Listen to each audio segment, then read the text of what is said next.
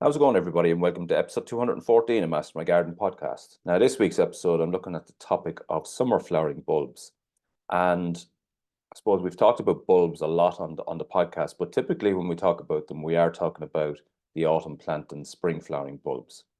And, these are the crocuses and snowdrops, bluebells, daffodils, and so on. And we've covered that on the podcast on a couple of occasions. And for some reason, I've never actually covered the summer flowering bulbs. I know as a category, they're less popular, obviously, than the autumn planting ones. That is the big, the bulb season is really autumn time is the big one. But this sort of spring planting, summer flowering season is a very, very worthwhile one for you as a gardener. Now, in some ways, I have covered that, where we talk about the perennials to sow in the autumn time. And I've covered that on a couple of occasions, the top 10 perennials to sow in the autumn time.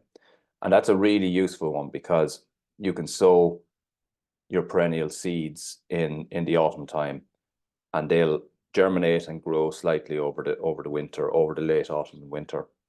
They'll grow really quickly once we get any sort of heat in the springtime, and then you'll have flower in that year. But if you've missed that sowing in the autumn, now is a great time to, I suppose, capitalize on that by buying either bulbs or bare rooted plants. And the category of products that's available is still huge. You have a small amount of actual summer flowering bulbs, but there's a huge amount of perennials that are available bare rooted at this time of the year. And so it's a really useful time to, I suppose, get a lot of flower. And when it comes to things like perennials, you can fill your garden, add a lot of color to your garden, and definitely at this time of the year, it's really easy to do it, and it's a lot less expensive than, say, filling a complete perennial bed with perennial plants that are fully grown later on in the year. So it's a great opportunity for you to do that. And when we talk about bulbs at this time of the year, what we're looking at really is, in terms of summer flowering bulbs, it's quite a limited range, really. You are looking at anemones, ranunculus, and they're also available in the autumn time. So they're still available at this time of the year, and you will get flower off them this summer. But we're also looking at, and the main one is dahlias. So dahlias, I suppose, is a funny one. You can do it from seed, but you wouldn't be sowing them until March time. And then you will get, great flower later on in September time from them. But the selection of bulbs available, in terms of dahlias, is phenomenal at this time of the year. So you can get everything from your really big dinner plate flowers to the cactus ones. There's just so much choice in dahlias at the moment. I love dahlias, love the color of them, love the vibrancy of them, love the timing of them, that they're flowering at that stage, that September time. Love the fact that there's, such an array of colors in them, such an array of sizes and styles in them. I dislike the fact that you have to lift them out of the ground. I've tried to overwinter them, and sometimes you can overwinter them, but I haven't had much success. Some of them are still there, actually, 3 years later. And this is a very cold part of the world. But what it really is the wet gets them. So they eventually just rot in the ground. But I don't like this, going and digging them all up at that time of the year. For some reason, I just dislike it. So I do them a bit in pots now, but they are a fantastic flower. And if you want dahlias in your garden, to buy them now as tubers is a really great way to do it. With all of these, when we talk about any of these here now coming up, I always recommend, using some seaweed and some mycorrhizal fungi when planting them in. So whether that's planting them into a ground or into a pot. But first off, when we're talking about dahlias, initially you're going to plant them into a pot. So ideally, you need these started inside, in a polytunnel or in a patio area or a conservatory area, because they're not fit to go outside just yet. So you're not going straight into the ground with these. So definitely pot them on first, protect them for frost for the next couple of months, and then let them hit the ground once your last frost has passed, and you will have fantastic flowers from them this year. Just in terms of, the economics of it, a lot of these fully grown dahlias or perennials later on in the year are going to be anything from, 7 euros up to 15 euros, maybe fully grown. But at this stage of the year, you'll buy your bulbs, anything from, 150 up to, some of the maybe more special ones, you might pay 6 €. So really, really economical way to get flower this year. So dahlias is the main one at this stage of the year. The next one is lilies, again, superb for pots. They can go straight into the ground, to be honest with you.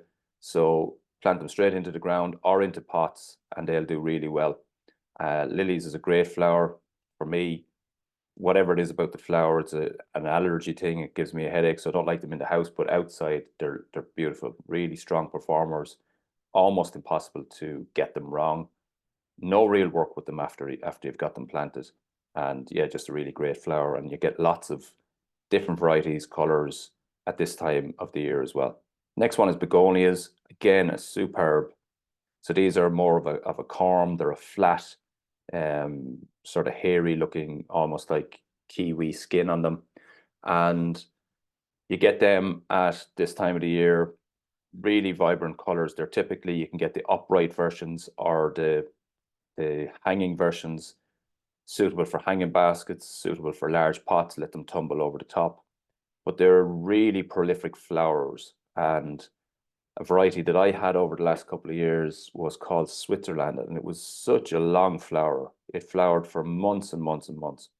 Just at the end of the season, just cut off all the growth, lift in the pot into the shed, let it completely dry out, lift out the pot again in the springtime, and water it, and get the energy going again in it, and you'll just have so much flower for years and years, and they just keep coming back, and they're fantastic at this time of the year.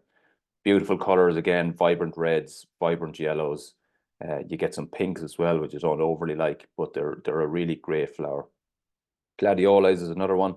Again, sort of old traditional one, perfect for cottage gardens. Not a lover of the flower personally, but they are great, hardy, can go straight into the ground, and will be there for years and years and years to come. Freesias is another one available at this time of the year. And then you kind of get into perennials, which are going to be bare roots. And as I said, this is a great time for doing bare roots. Really economical for you as well. So you're gonna flower a whole area for just so much less than you will by buying fully mature plants. Obviously, there's a lot of work and attention will go into them in the garden centres and nurseries between now and then. But at this stage, the bare root, it's a really economical way of doing it. And for certain ones, it's actually maybe a better way than sowing seeds, or that I would be sort of talking about in September, October. So what can you get in terms of perennials this time of the year? Well, the list is huge, so I'm not going to cover it all, but to give you an idea, peonies is one. So obviously a lot of people love peonies, and later in the season when they're fully mature plants, they can be very expensive. At this time of the year, you might get them for, €5, €6. So that's a great way of getting a lot of color for less. So peony, bare root, really good quality root, probably €5, €6. So, really, really great value on those. One that I recommend you either buy as a fully mature plant or a strong bare root is Agapanthus. I've grown that before from seed, and it's just very, very slow. But from bare root or as a fully mature plant, it's the best way to do it. Same can be said for Angel's fishing rod. I've grown them from seed, and they are painfully slow. They germinate really easily, or quite easily. They are slow to germinate, but they do, they don't take a lot of minding. They will germinate, but it's a long time from germination from potting on to having a flower. You're talking years. And so from that point of view, you're better off to buy strong bare roots or mature plants. Other ones that are available, you have pretty much all of the, the regular perennials that we've become used to. The salvias, rudbeckias, astilbes, geraniums, alastomerias, agapanthus that I mentioned already, coreopsis, geums, verbenas, hostas, lupins, achilleas, echinacea, you know, and so many more. Like it's all of these are pretty much all perennials are available at this stage of the year. And then there's certain ones, as I said, the likes of a Angel's fishing rod, an agapanthus, Eryngium available, bare root. Again, any of those, you're actually nearly better to buy them as a bare root or a mature plant than sowing from seed. I find just some of those are just too slow, and you know, for someone who's not very patient like myself, it's not worth the wait. So yeah, it's a great time of the year to flower up beds. Most of the perennials you can go straight into the open ground with them. I would be careful of a few of them, you know, the likes of a salvia and, you know, some of the alastomerias and things like that. I would be just careful of those. And on two fronts, really, the last frost is important for some of them. But on top of that, you're looking at when these are emerging from the ground. Potentially, you could have slug issues. So especially on the really young growth, as it starts to peep up through the soil, the slugs come and munch them off. You never see them coming up, and you just wonder where did they go. So that's just one to watch out for. If you are going straight into the ground, just watch slugs, particularly for the first few months. Once they get up and you can actually see them and you know they're there, then it's easier to watch them and protect them. But just in them very early stages, as the bare root plant starts to send out its shoots and it's starting to, you know, come a small little bit above the surface of the soil, that's when it can be a real problem, because you don't know what's actually coming, but the slugs are there already waiting to munch it off as it comes up through the soil. So just watch that. But other than that, it's a really superb and easy way to get a lot of flower into your garden. Dahlias, lilies, begonias, perfect in pots, and you know, can be just put back in. Pots can be just put back in and dried out and minded for the following year if you're like me and you don't like digging them up. So that's the, you know, the sort of bones of it. It's a great time to get adding flower to your garden. While even this week the weather has been really poor again, it still is starting to feel spring light. So now we're getting to, you know, we're heading for 6 o'clock in the evening when we have still got daylight. The mornings are a lot brighter, and it is starting when the rain eventually stops, and it will stop. That's, you know, it's a certainty that it will stop. When it eventually stops, we will get, you know, get quite quickly into spring, and things will grow really, really fast at that stage. So be planning, be organizing, be getting yourself set up now. You know, it's a really important time, even though, you know, given the week that we've had, you know, wind and rain again, it doesn't feel like, you know, and it won't feel like you want to be out gardening.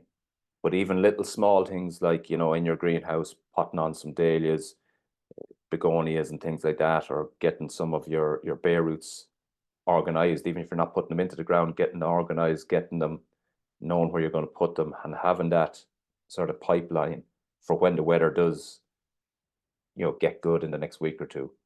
Last Sunday was a superb day here, like quite warm. It did have that feel that I talk about quite a bit, where you get that feeling that the spring has arrived. It had that feeling at times last Sunday. There was nice warmth. There was a long stretch in the day, and it felt like everything was starting to waken up.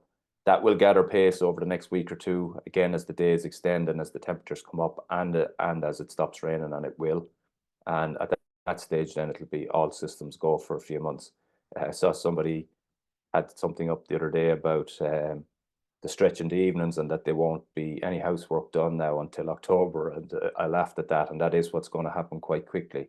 You know, once this rain stops and, you know, things start to move on, we will get very, very busy very, very quickly.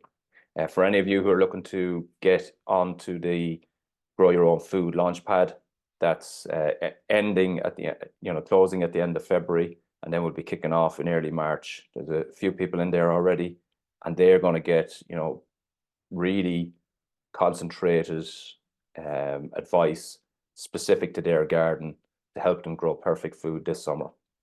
And, you know, that, you know, whether you're starting from scratch or whether you're growing for a while and just want to improve what you're doing, then definitely get in there before the 28th it closes on, I think. And The standard course, which is just available to view in your own time, that will be available probably for another couple of months because it's still useful for everyone for the next few months. But for anyone looking to get on the Launchpad, there's only 1 week left on that. So definitely, if that's for you and you want that, that individual support that tailored to your garden, then jump in now. Any of that information that you're going to gather now is going to stand to you for years and years to come. All the planning piece, the troubleshooting specifically in relation to your garden, getting the setup right, and all of that, as I say, that will benefit you for years and years to come. So yeah, that's this week's episode. Really important time, despite the weather. Great time to get your flowers organized, spring flowering bulbs, bare rooted perennials, available in most garden centers now, and a really great time to, as I say, add color in a very, very economical way later on in the year. So yeah, that's been this week's episode. Thanks for listening, and until the next time, happy gardening.